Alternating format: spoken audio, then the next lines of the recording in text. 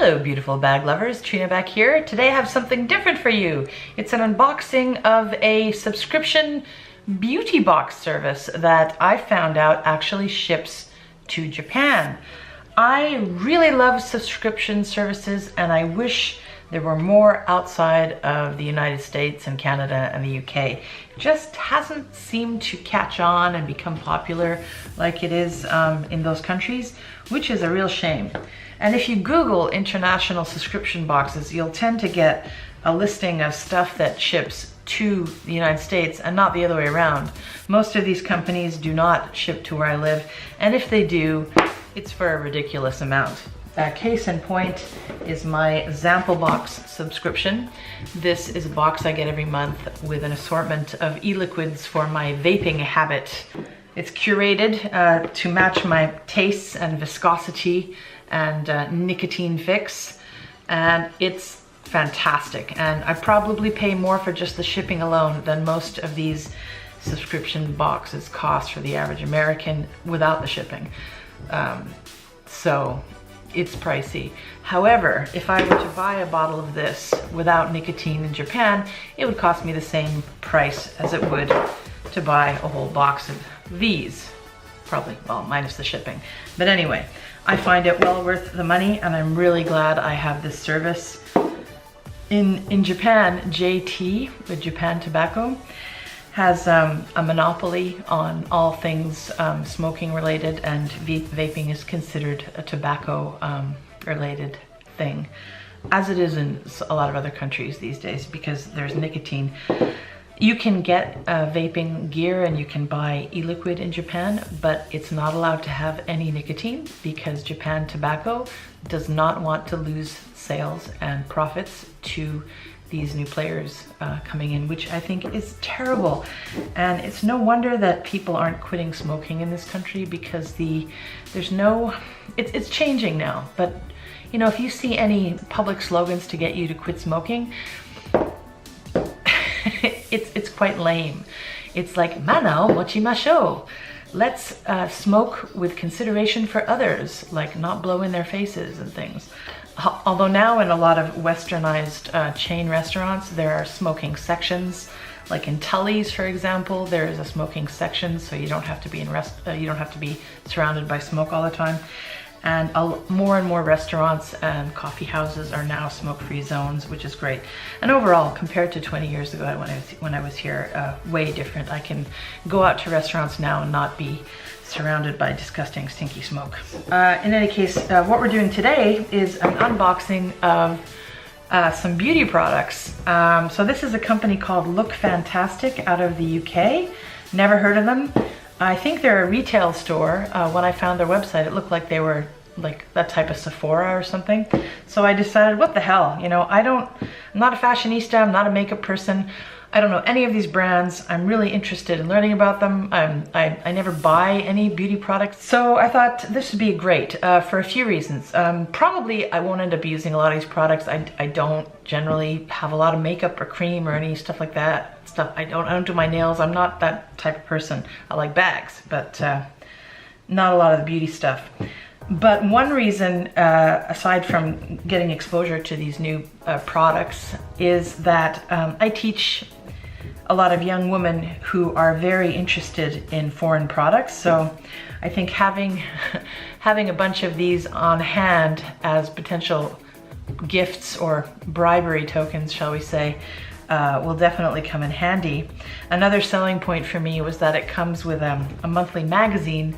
You know, most of the time reading research papers, it's not really light reading. It's kind of nice to look at something superficial. So yeah, I was looking forward to getting a fashion magazine once a month for free, part of my subscription. Yay! So there was that. And third, I think it's probably good value for money. You get a lot of these products in most subscription services, particularly this one though. The total cost of the goods, if they were sold at retail, is much higher than what you're paying for this monthly box.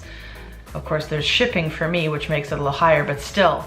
In any case, I've got a handful of gifts I can use, and hopefully I'll find something that becomes my next, you know, holy grail product. Okay, so let's unbox this baby.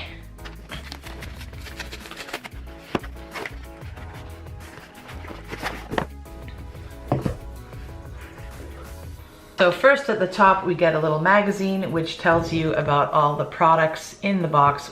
So that gives you a little pitch about those, in addition to some extra beauty stuff and probably sales pitching materials for the website to buy other stuff. I can't get any English language reading material where I live in Japan. I mean, nothing. Nothing in the local shops anyway. I have to order online, and I would never buy a fashion magazine anyway. So to have something really light like this and see what's going on in beauty and fashion and all that girly stuff, it's a nice escape from my reality. I love the European size. I don't know if all magazines are doing this now, but this is B4 size. That's awesome. It can fit in a lot of purses. It's tiny. Like, I don't know, when I was younger and there were magazines, they were like twice this size and filled with ads. Okay, well, this is still filled with ads. Still, fun stuff. There's probably horoscopes in here too, yeah. It's one of the reasons I decided to subscribe to this particular beauty box as well, actually. Oh, look at the nice packaging here. Beauty box. Oh, tissue paper. Oh, look at that, it's like Christmas. Wow, where do I start? Okay, first we have something Real Chemistry. I guess this is a cream. Yeah, it's a day cream. This is great for travel. I'm not gonna open it up yet. I know what it is. Superfood facial creams by a company called Elemis. Elemis, is that right? Never heard of it. Looks pretty good though. Let's have a sniff of this. Oh, it's got one of those sealants. So facial gel stuff, yeah, I'll use that for sure. Great for travel. And I do a lot of weekend travel trips, so awesome. And I have I'm in a tiny Japanese apartment. There's no room for a lot of stuff either. So it's kind of nice to have small size stuff anyway, because it just fits better in the shelves that I have. Oh, it smells quite nice. Oh, it's a gel cleanser. Even better, great for travel. Goes in my satchel. Okay, you guys, next we have a box of some sort of face mask. In Japan, thanks to the Korean influence, a lot of face masks that you get here are not sold in these kind of little tubes. Instead, they're sold on these giant face, like mask things that you slop onto your head. I don't know what it's like for Western people, but those are the big thing. I haven't seen one of these in a long time. So I guess it's one of these things that you slime all over your face and then you peel it off after it's dried and your skin feels great after, which is great. Let's have a sniff of this stuff, because you know, sniffing is where it's at. Oh my God, look at the color. Looks like makeup. Looks like a nice handbag color, like a pinky beige. Never seen a mask in that color before. Rituals.